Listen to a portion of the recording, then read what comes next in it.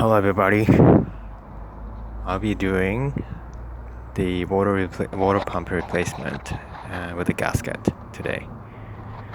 So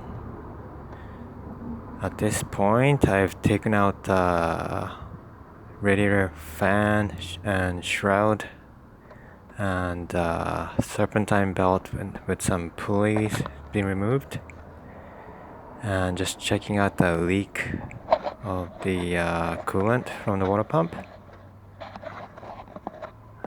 So this was a cheap kind of like a third-party brand gasket that was used from Amazon, and yeah, I do not recommend anybody using that. So just go to Toyota and then get out OEM original parts. So I already drained the coolant from the radiator, and I'm draining some more from the block. There are two block draining hole on the passenger side and the driver side, and yeah, you get to remove quite a bit of it, so you don't lose all the coolant if you happen to have newer coolant in the engine. So it's can be a pretty quick project. You can just easily do this on like Sunday afternoon or something. So yeah, you remove the belt and the pulleys, radiator, fan, and shroud, and you have to remove what I'm taking out is the coolant housing just above the water pump, and you should be able to just remove the water pump after all that. I think there are 11 or 12 bolts. They are 10 mil and 12 mils. And there are so many bolts on there, so I'd recommend organizing the place and everything as much as you can.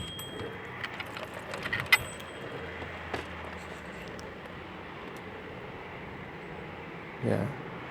So since I drained the block already, so I only lost probably like a couple 100 mil of coolant fluid as I removed the water pump.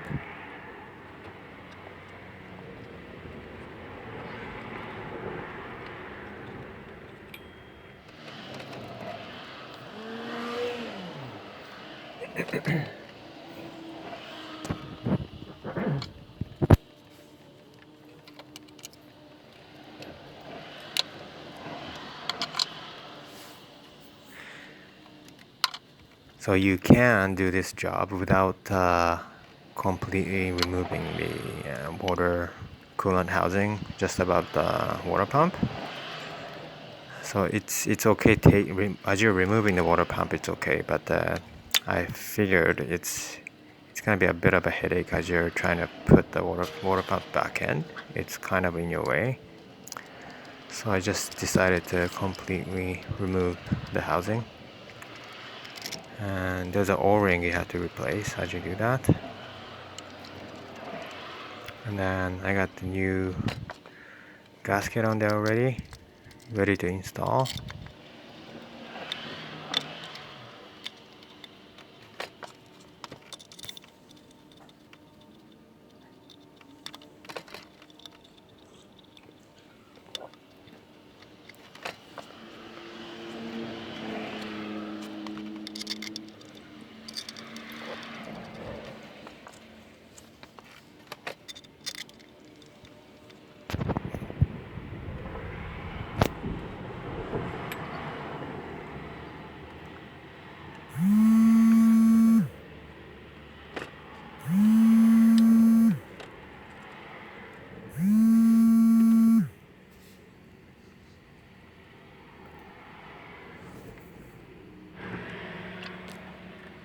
Okay, now I have the new O-ring, and I like to put a little bit of silicone grease on the O-ring so it doesn't get damaged as you slide it in.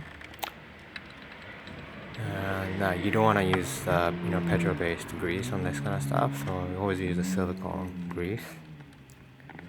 And water pumps and coolant housing back on, I'm just putting back 3 of the belt pulleys. So this belt pulley bolt on the tensioner is reverse threaded.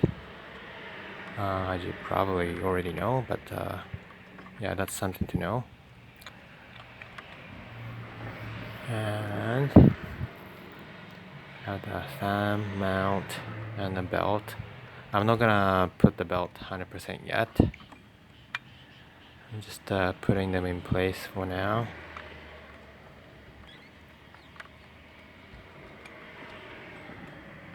And after this, I'll be putting the radiator fan and the shroud back in.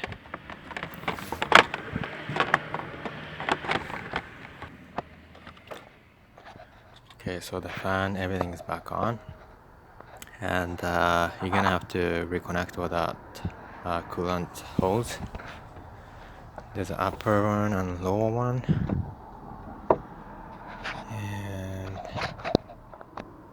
yeah, you're pretty much ready to pour all the coolant back in. So make sure all your drain plug and on that radiator and also the block are nice and closed. And as I do this, I like to as I pour the coolant, I would once in a while I would just spin the water pump by hand, so that way you get to put some more fluid and take some of the air out before you start the engine.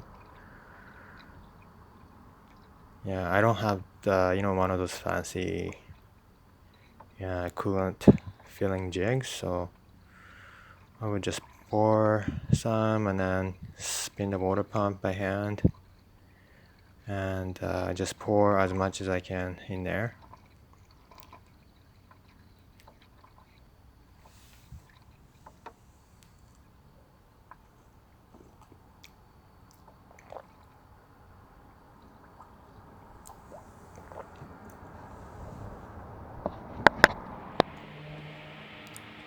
Okay, so radiator is partially filled, and you don't really have to take the air box for this project, but it was kind of in the way, especially when I'm trying to film it, so I did remove it, but I don't think you have to do it. Yeah, and then you're almost ready to just start the engine with the radiator cap off. And yeah, basically have the heat to the max and have the fan all the way to the highest, and then you'll be just idling the engine until you get rid of all the air bubbles in your system. And yeah, and then as you hit the operating temperature, as it circulates, and you don't see no more bubbles from coming up, and you're basically done. Yeah.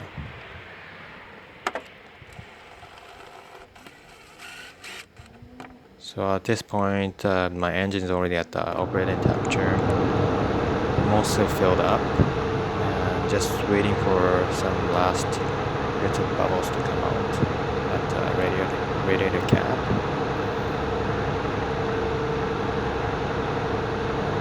And, yeah, the camera is missing.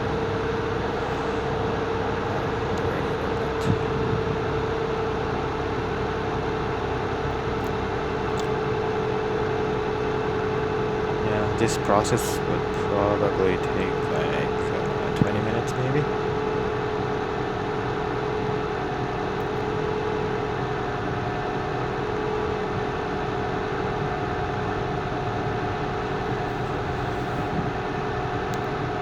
So this is important. Like if you happen to have bubble in the system, then your coolant won't be circulating as you're driving. So yeah, you do have to do this right, but then if you're not 100%, do it a couple times to make sure there's no air bubbles popping up.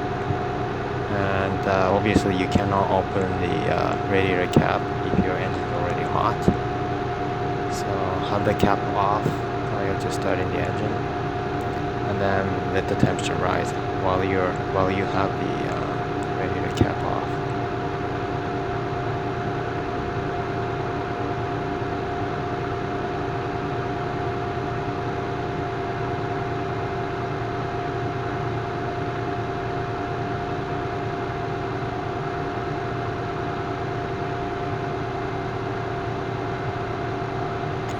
As you can see, it's almost done, but you can still see some small bubbles popping out.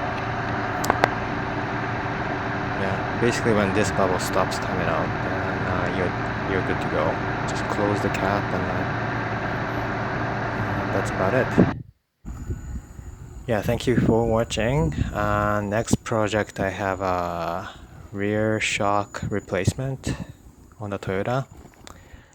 And I'll be doing some bicycle stuff too, and some RC stuff in the future.